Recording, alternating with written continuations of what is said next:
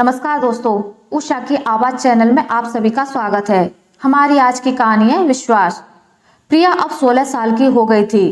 हमारी शादी के काफी समय बाद प्रिया की किलकारी आंगन में गूंजी थी। हम दोनों अपना भरपूर प्यार प्रिया पर लुटाते।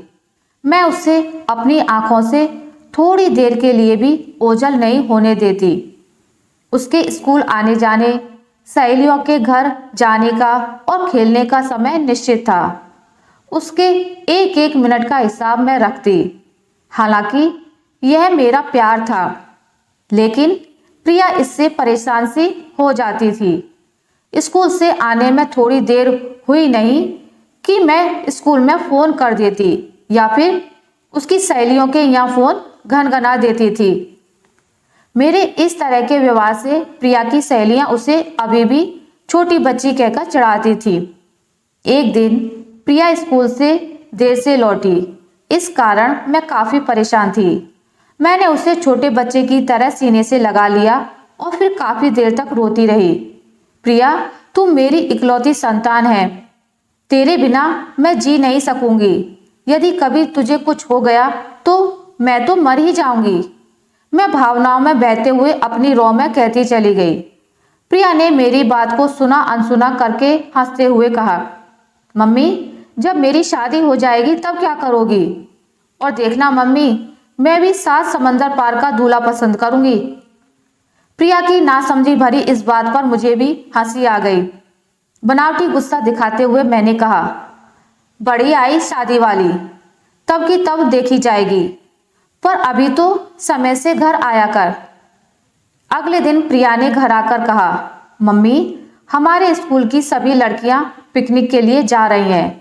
7 दिन का टूर है और सिर्फ 700 रुपये भरने हैं। सच मम्मी, बड़ा मजा आएगा। मैंने भी अपना नाम लिखवा दिया है। उसकी बात से मेरे तो प्राण ही सूख गए। 7 दिन के लिए प्रिया मेरी आंखों से दूर हो जाएगी। मैंने कहा, आजकल दुर्घटनाएं बहुत होने लगी हैं, इसलिए तुम अभी मत जाओ। पापा से कहकर इस बार हम लोग शिमला घूमने चलेंगे। प्रिया ने बच्चों की तरह मचलते हुए कहा, ओ मम्मी, जो मजा सहेलियों के साथ आएगा वह तुम लोगों के साथ कहाँ आएगा? आधा रास्ता तो तुम लोगों के लड़ने में ही निकल जाएगा और मुझे मुंह बंद किए, हाथ बांधे, कभी आपका तो कभी पापा का मुंह देखना पड़ेगा। किसी तरह बात आई गई हो गई। यह बात और है कि कभी अकेले में मैं आत्म मंथन करती तो महसूस करती थी कि प्रिया पर ज्यादा बंदिशें लगाना अच्छी बात नहीं है। यह उसके विकास में बाधक हो सकती है, परंतु अपनी ममता के हाथों मैं विवश हो जाती। इसी बीच मेरी सहेली का फोन आया कि उसकी बेटी शिखा कंप्यूटर कोर्स के लिए कानपुर से दिल्ली आ रही है। मैंने आश्चर्य से पूछा, क्या शिखा अकेली आ रही है और वह यहाँ रहकर कोर्स करेगी? तब मेरी सहेली ने हंसते हुए कहा, तो इसमें इतने आश्चर्य की क्या बात है? अरे, शिखा अब बड़ी हो गई है, अपनी जिम्मेदारी समझती है।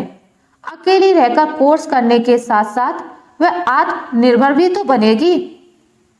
मैं फिर भी कहती रही और फोन कट गया। अगले दिन सुबह शिखा आ गई। उसमें निर्भीकता थी, बातचीत करने में निडरता थी। उसके कार्य व्यवहार को देखते हुए प्रिया उसके सामने बौनी लग रही थी।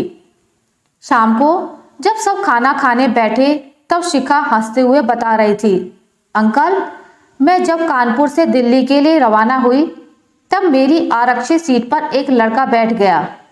मैंने उससे प्रार्थना की कि भैया, ये मेरी सीट है, लेकिन वह सुनने को तैयार ही नहीं था। उसने सोचा लड़की है, डरकर कहीं और बैठ जाएगी। तब मैंने उसका कॉलर पकड़ा और उसे उठाते हुए कहा, यहाँ से चलता बन, नहीं तो ऐसा हुलिया बिगाड़ूंगी कि पहचान में भी नहीं आएगा। तब तक टीसी और दूसरे लोग आ गए और मैं अपनी सीट पर बैठकर यहाँ आ गई। इसी के साथ शिखा हंसने लगी। मैंने पूछा, लेकिन बेटी, तुम्हें डर नहीं लगा? ओ आंटी, ऐसे डर कर रहेंगे तो घर से बाहर नहीं निकल पाएंगे। शिखा ने बड़ी निर्भीकता से कहा। रात को शिखा प्रिया के कमरे में ही ठहरी।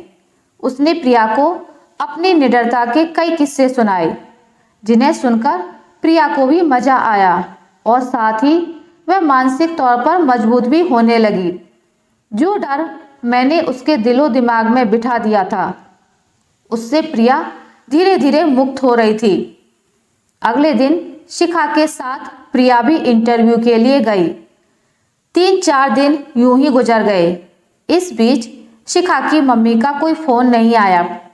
मैं सोचने लगी, कैसी कठोर दिल माँ है। 4 दिन हो गए, बेटी का हालचाल भी नहीं पूछा। ना जाने वह शिखा के बिना कैसे रह रही होगी। मैंने ही उसे फोन किया। शिखा के दिल्ली सकुशल पहुंचने की बात को उसने सहज ही लिया। फिर मुझे समझाते हुए बोली, देख, बच्चों को ज्यादा पिछलग्गू नहीं बनाना चाहिए। उन्हें आत्मनिर्भर बनने के लिए प्रेरित करना चाहिए। और हाँ, अपने बच्चे तो सभी को प्यारे होते हैं, लेकिन प्यार को उनकी उन्नति के मार्ग में बाधक नहीं बनने देना चाहिए, खासतौर पर लड़कियों के मामले में। मैंने बड़ी मासूमियत से कहा, वो तो ठीक है, लेकिन बच्चे यदि गलत राह पकड़ लें तो? तब मेरी सहेली ने कहा, कैसी बात करती है? अरे, बच्चों पर विश्वास करना भी सीख। अगर हम उन पर विश्वास करेंगे तो वे भी हमारा विश्वास तोड़ने से पहले 10 बार सोचेंगे। उन्हें अपना रास्ता खुद तय करने दे। साथ ही यह भी देखती रहें कि उनके द्वारा तय किया गया मार्ग गलत तो नहीं है, उसमें उन्हें आगे धोखा तो नहीं उठाना पड़ेगा। फोन रखने के बाद मैं प्रिया के बारे में सोचने लगी, क्या यह मेरे लिए संभव हो पाएगा? क्या प्रिया को मैं अपने से दूर रख पाऊंगी? शाम को जब शिखा और प्रिया आई तो प्रिया बेहद खुश थी। वह भी शिखा की तरह बनना चाहती थी। तब उसके मन में छिपी भावनाओं को समझ मैंने अपने मन पर पत्थर रख यह निश्चय किया कि अब कभी भी मैं प्रिया के मार्ग में रोड़ा नहीं बनूंगी। प्रिया ने MD कर लिया है और आज रिसर्च फाउंडेशन की तरफ से कॉन्फ्रेंस में भाग लेने के लिए कनाडा जा रही है। मैंने उसे सीने से लगा लिया। मेरे आंसू बहे जा रहे थे। प्रिया एक क्षण के लिए डर गई कि कहीं मम्मी अपनी ममतावश उसे कनाडा जाने से रोक ना दें। तब मैंने उसके गालों पर थपकी देते हुए कहा, पगली, ये आंसू तुझे रोकने के लिए नहीं है। ये तो एक माँ की खुशी के आंसू हैं कि उसकी बेटी उन्नति के शिखर तक पहुंच गई है। आशा करती हूँ आपको मेरी आज की कहानी अच्छी लगी होगी। अगर आपको मेरी कहानी अच्छी लगी है तो इसे लाइक करें, ज़्यादा से ज़्यादा शेयर करें। और अगर आप मेरे चैनल पर नए हैं तो इसे सब्सक्राइब करना ना भूलें। मिलते हैं एक नई कहानी के साथ, तब तक के लिए नमस्कार।